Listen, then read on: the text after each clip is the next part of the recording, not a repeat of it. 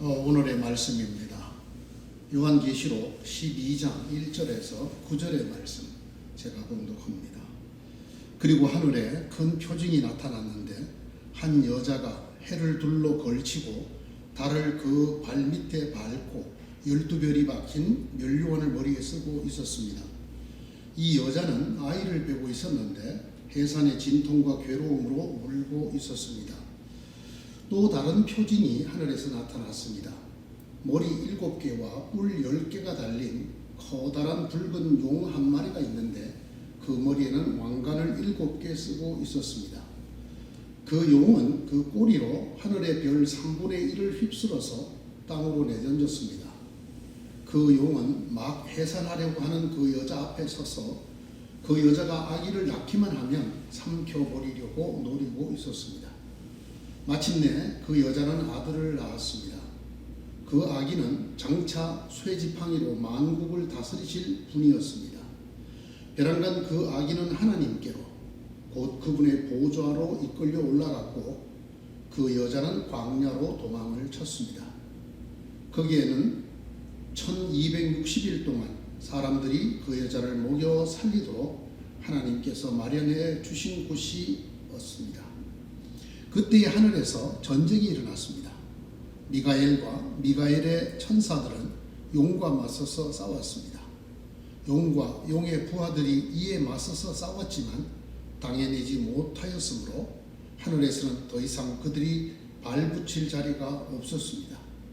그래서 그 큰 용, 곧 그 옛 뱀은 땅으로 내쫓겼습니다. 그 큰 용은 악마라고도 하고 사탄이라고도 하는데 온 세계를 미혹하던 자입니다. 그 용의 부하들도 그와 함께 땅으로 내쫓겼습니다. 오늘의 이 말씀을 의지하고 보라 하나님의 친공이로다 라는 말씀을 전합니다. 먼저 하늘에는 영광이 그리고 이 땅에는 큰 평화가 충만하기를 기원합니다. 성탄 때문에 성탄절 때문에 죽음이 그치고 그리고 생명의 화해가 이루어졌습니다. 제2차 세계대전 중이었던 1944년 12월에 있었던 이야기였습니다. 서부전선에서 치열하기로 유명했던 벌지 전투 때의 이야기입니다. 전투 지역에서 그리 멀지 않은 휘트르겐이라고 하는 숲속에 작은 오두막이 하나 있었습니다. 거기에 12살 먹은 프리츠 빈켄이라는 소년이 어머니와 함께 살고 있었습니다. 그의 고향은 아헨이었는데 그 아헨이 연합군의 폭격기들의 공습을 받게 되자 아버지가 그들을 그곳으로 이주를 시킨 것이었습니다. 총소리와 비명소리, 대포의 포격소리, 폭격기 편대의 비행소리가 끊임없이 이어지던 크리스마스 전날 저녁이었습니다. 누군가 오두막 문을 두드리는 소리가 들렸습니다. 아무 생각 없이 문을 연 빈켄의 어머니는 깜짝 놀라게 되었습니다. 그 문 앞에는 미군, 즉 독일의 적군이었던 미군 병사 2명이 서 있었습니다. 그 병사는 땅에 쓰러져 있는 다른 동료를 가리키면서 뭐라고 영어로 설명을 했습니다. 아마 잠시 쉬어갈 수 있게 해달라고 얘기한 것 같았습니다. 빈켄의 어머니는 영어를 할 줄 몰랐습니다. 다행히 그녀가 프랑스어를 조금 알 수 있어서 프랑스 말로 뜨듬뜨듬 대화를 시도했습니다. 마침 그 미군 병사 중에 프랑스 말을 하는 병사가 있어서 의사를 서로 소통하게 되었습니다. 사연은 즉 이렇습니다. 그들 3명은 그들 본대로부터 이탈해서 그 본대에 합류하지 못하고 사흘 동안이나 이 독일군을 피해서 도망 다녔다고 합니다. 이 얘기를 하면서 철모와 군용 외투를 벗은 그들은 정말 겨우 소년 티를 벗은 애띤 모습이었습니다. 비록 적군이었지만 빈켄의 어머니 눈에는 자기가 돌봐야 될 어린 아들들처럼 보였습니다.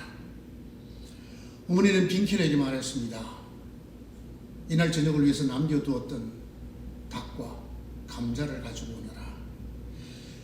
빈켄이 그것을 가지러 가는 사이 어머니는 서둘러 상처난 병사를 돌보았습니다.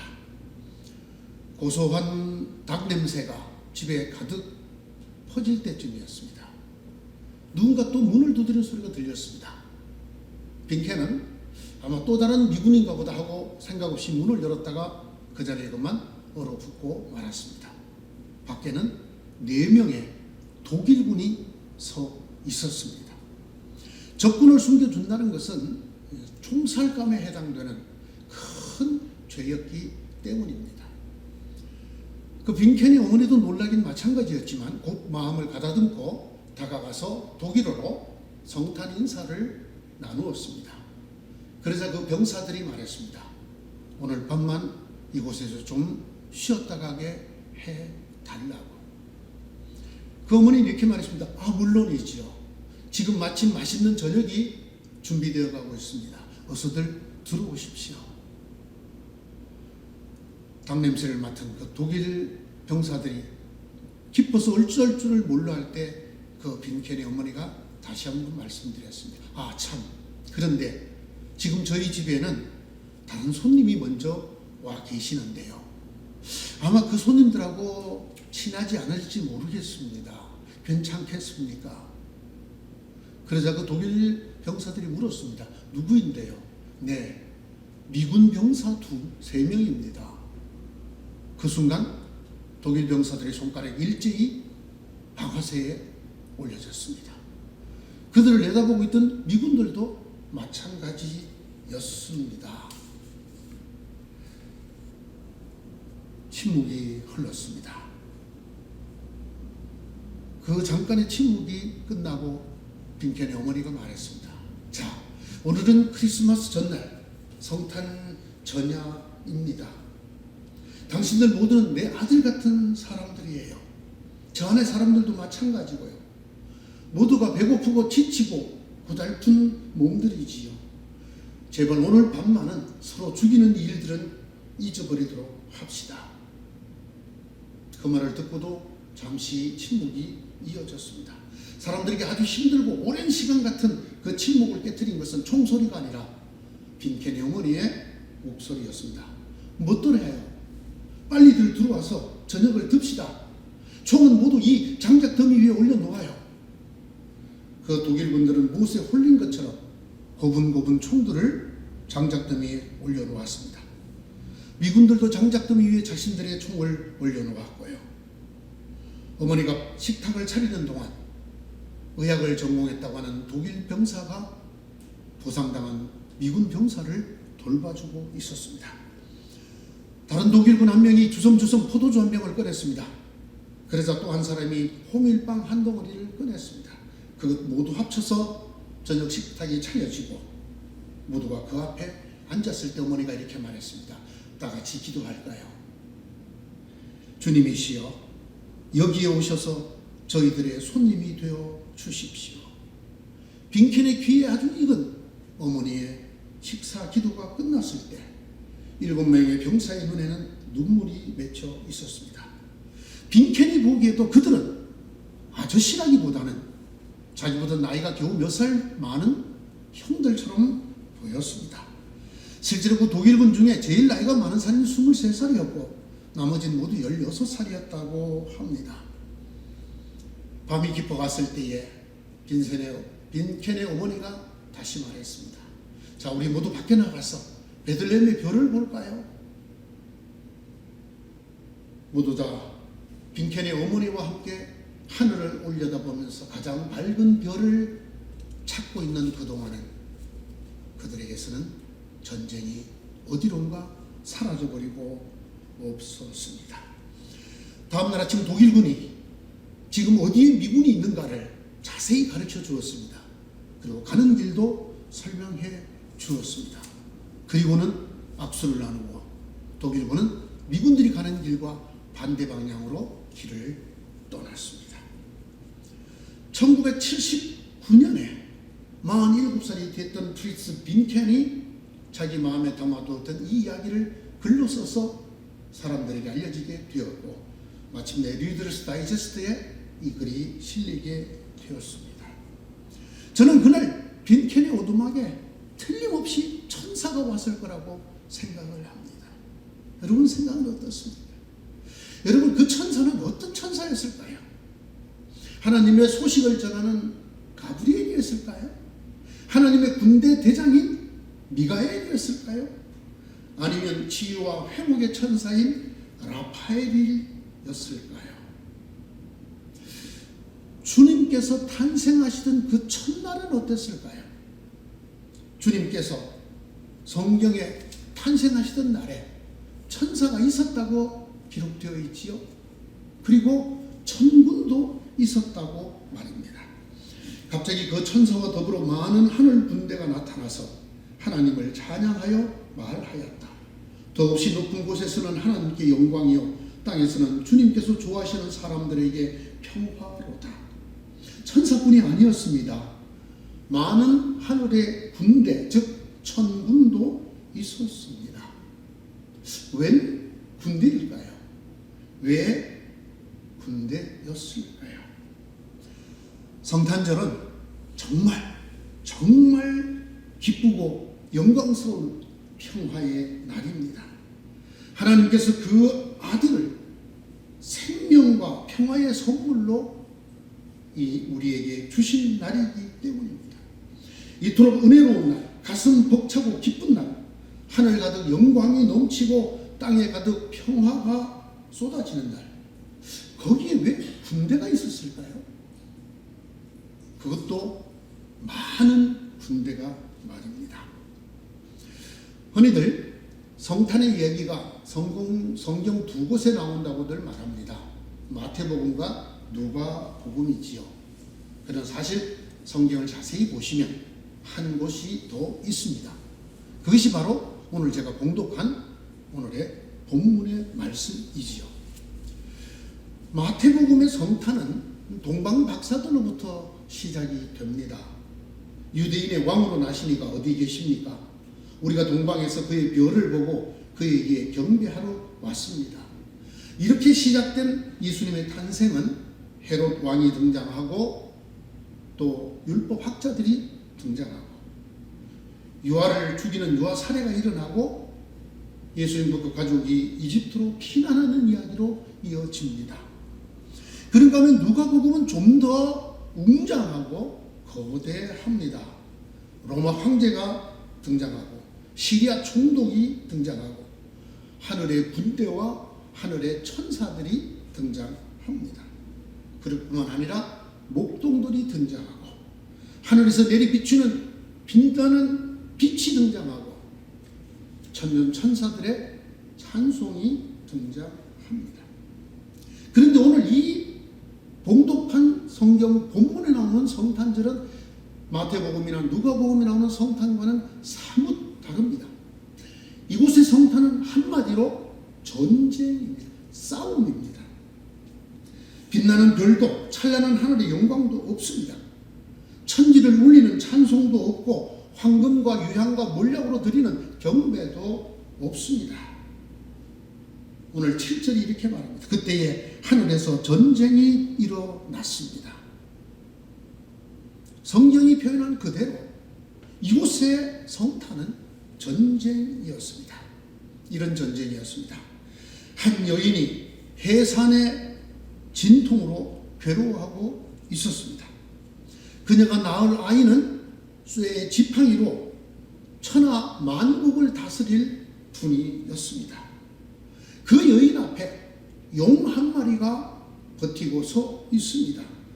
7머리의 왕관을 쓴 그 붉은 용이 해산할 여인을 노려보고 있습니다. 그 여인이 아이를 낳기만 하면 그 아이를 삼켜버려서 이 탄생이 없어지도록 하려고 그곳에 노리고 있었습니다.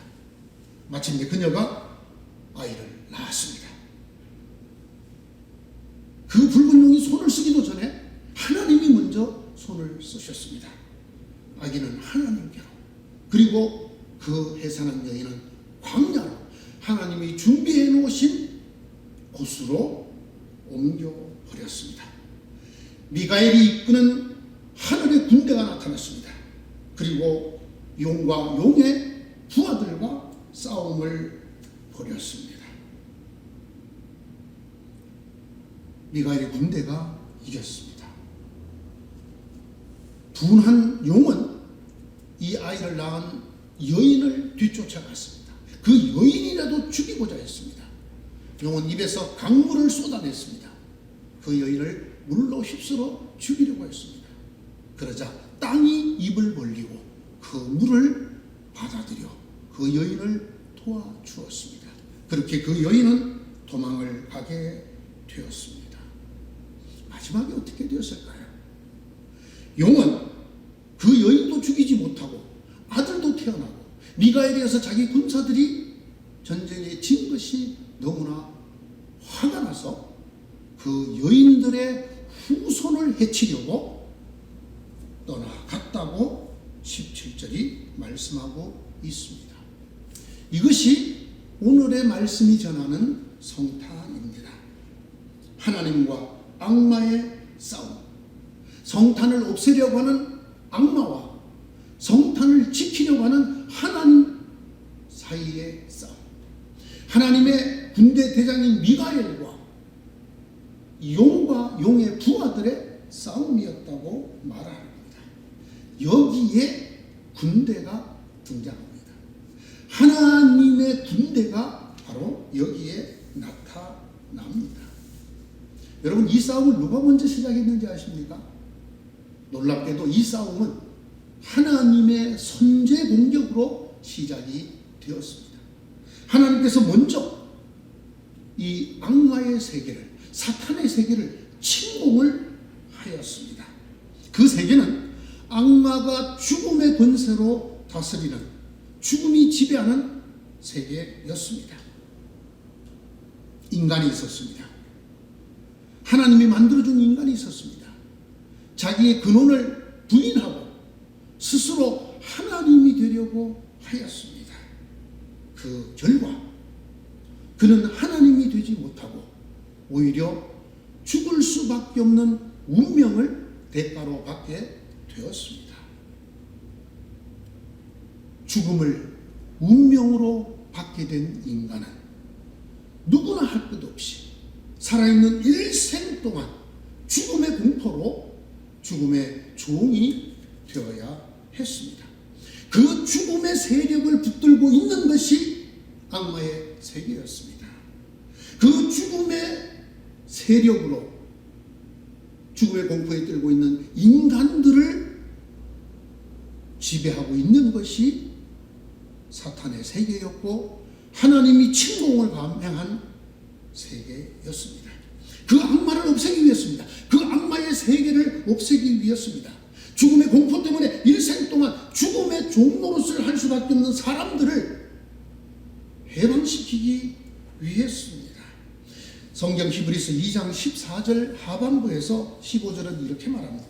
그것은 그가 죽음을 겪으시고서 죽음의 세력을 쥐고 있는 자 곧 악마를 멸하시고 또 일생 동안 죽음의 공포 때문에 종노릇하는 사람들을 해방시키기 위함이었습니다. 하나님이 어떻게 침공했을까요? 하나님의 침공은 그의 아들이 인간의 몸으로 태어나게 하는 것이었습니다. 그렇게 인간으로 태어나서 인간 대신 죽게 하는 방법이었습니다. 그렇게 함으로써 죽음의 공포와 죽음의 세력을 없애는 것, 그렇게 인간의 죽음의 문명에서 인간을 해방시키는 것이었습니다. 사탄은 이것을 알았습니다. 그래서 그는 안간 힘을 다해서 이것을 막으려고 했습니다. 하지만 하나님의 그 침공을 막지 못했습니다. 하나님의 아들이 마침내 결국 이 땅에 태어나게 되고 말았습니다. 이때의 싸움 이야기가 오늘 본문의 성탄 이야기입니다.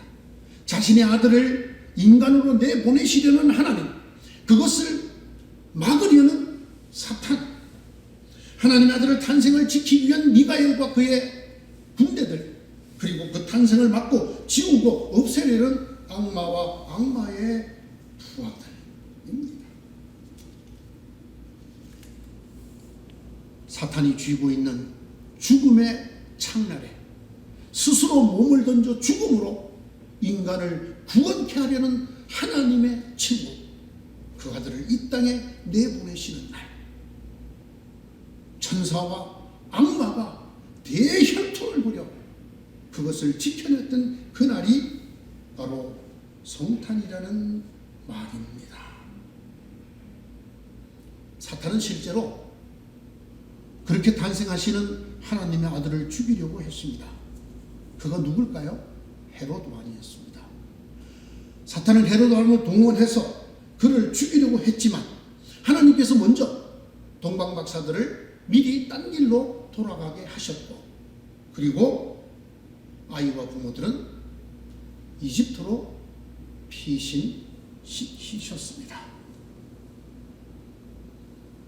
태어난 아이를 찾지 못한 헤롯이 베들레헴과 그 근처에 2살 이하의 사내 아이들만 죽이고 말았습니다.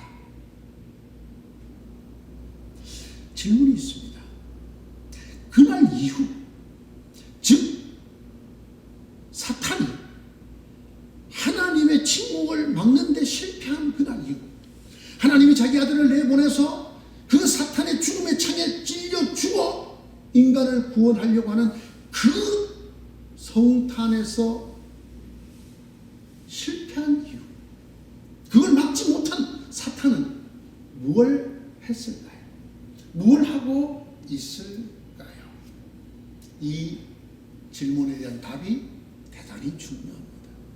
이것이 바로 이렇게 기쁘고 환하고 아름다운 성탄절에 처절한 전쟁, 하나님과 사탄의 전쟁 이야기를 하는 이유입니다. 오늘의 설교의 메시지입니다. 사탄은 뭘 할까요? 그날 이후 기억하십시오. 사탄은 그날 이후 지금까지 쉬지 않고 맹렬히 싸우고 있습니다. 다만 그가 싸우고자 하는 대상이 바뀌었습니다. 그는 처음에 탄생하는 아들을 죽이려고 했습니다. 실패했습니다. 태어나고 말았습니다. 태어나고 십자가 위에서 죽음으로 그 탄생을 이루었습니다. 그 목적을 이루었습니다. 그를 낳은 여인을 죽이려고 했습니다. 믿음의 어머니, 교회를 없애려고 했습니다. 그러나 그렇지 못했습니다. 이제 사탄은 오늘 성경 17절이 말하는 대로 그 여인의 후손들을 죽이려고 다니고 있습니다. 즉 하나님의 아들의 증거를 갖고 있는 사람들을 죽이려고 하고 있습니다. 그래서 그 영은 그 여자에게 노해서 그 여자의 남아있는 자손, 곧 하나님의 계명을 지키며 예수의 증언을 간직하고 있는 사람들과 싸우려고 떠났습니다. 이제는 하나님의 아들이 아닙니다. 그를 낳은 여인도 아닙니다. 그 여인의 후손, 즉 하나님의 아들을 믿는 자들, 예수 그리스도의 증언을 갖고 있는 자들을 죽이려고, 그 예수 그리스도의 증거를 갖고 있는 자들을 죽이려고 맹렬히 성경 표현대로 하자면 굶주려 우는 맹수처럼 찾아다니고 있습니다. 이 사탄의 전략이 무엇일까요? 그는 하나님과 미가엘의 군대에게 첫 번째 전투에서 실패한 이후 그는 어떤 전략으로 싸우고 있을까요? 그 전략 중에 가장 중요한 전략이 바로 이것입니다. 성탄을 하나님과 사탄의 전쟁으로 알지 못하게 만드는 것입니다. 이렇게 정말 하나님이 선제 공격을 해서 이 사탄의 세계를 하나님이 침공을 해서 하나님의 군대 장군인 미가엘과 그 군사들이 다 동원이 되어서 싸우고 막아서 이루어낸 그야말로 사탄과 하나님의 인류의 운명을 건 한판 전쟁이었다는 사실을 성탄절마다 가마득하게 잊어버리게 만드는 것입니다. 여러분 한번 보십시오. 귀를 기울여서 한번 잘 들어보고 살펴보십시오. 지금 이 땅의 성탄절이 어떻게 되어가고 있습니까? 맨 처음 성탄의 그날 사탄의 부하들과 맞서 싸웠던 하나님의 군대들은 다 어디로 갔습니까? 돌격이라! 하나님의 공격이라! 이렇게 외쳤을 것 같은 다급했던 미가엘의 목소리가 들리십니까? 이런 것들은 다 어디론가 사라지고 우리 곁에는 천사들의 찬송만 남아있지 않습니까? 여기든 저기든 교회 안이든 바깥이든 온통 기쁘고 즐겁고 밝고 따뜻한 성탄절 얘기뿐이지 않습니까? 감사와 감격, 환함과 아름다운 일색인 성탄절, 은혜와 사랑만이 오가는 성탄절이 되고 있지 않습니까? 교회마다 강단마다 사람들의 가슴을 뭉클하게 하는 감동적인 메시지와 축복만 넘치고 있지 않습니까? 이것이야말로 사탄이 그 여인들의 후손을 해치려고 하는 사탄의 전략에 가장 잘 맞아떨어지는 것이 아니겠습니까? 정신을 차리고 깨어 있으십시오. 여러분의 원수 악마가 우는 사자같이 산길자를 두루 찾아다닙니다. 베드로전서 5장 8절의 이 말씀으로 여러분 우리 모두 깨어있는 성탄절이 되십시다. 이렇게 말하면 무리가 될까요? 여러분 이 말씀을 꼭 가슴 깊이 새겨야 합니다. 우리 눈에 보이는 이런 아름답고 화려하고 우리를 따뜻하게 하고 우리를 감동시키는 이야기 너머에 예수의 증거를 갖고 있는 우리를 쓰러뜨리려고 우는 사자처럼 찾아다니고 있는 악마의 전투가 아직도 이어지고 있습니다. 여러분 깨어나십시다. 이렇게 말하면 억지가 될까요? 여러분 어떻게 생각하십니까? 저희 귀에는 이런 소리가 성탄절마다 들립니다. 보라, 하나님의 친공이로다. 이 길 밖에는 없어서 자신의 아들을 인간의 몸으로 태어나게 하시고 그래서 죽음의 권세를 쥐고 있는 그 악마의 창에 스스로 몸을 내던져 찔려 죽게 하심으로 죽음의 권세를 깨뜨리고 죽음의 공표를 없애는 방법, 이 방법밖에 없어서 하나님이 선제 공격으로 침공을 하시고 그 군대장과 군인들이 악한 세력들을 싸워 막아서 이룩해낸 성탄절. 여러분 성탄절에 우리가 무엇을 기억하고 무엇을 떠올리고 무엇을 생각해야 하겠습니까? 보라, 하나님의 침공이로다. 그렇게 사탄의 세계, 죽음의 세계에 뛰어들어 인간의 문명을 바꿔놓은 하나님의 침공이, 하나님의 전쟁이 되살아나는 성탄절이 되시기를 간절히 소원합니다. Merry and Happy Christmas. Merry and Happy Christmas.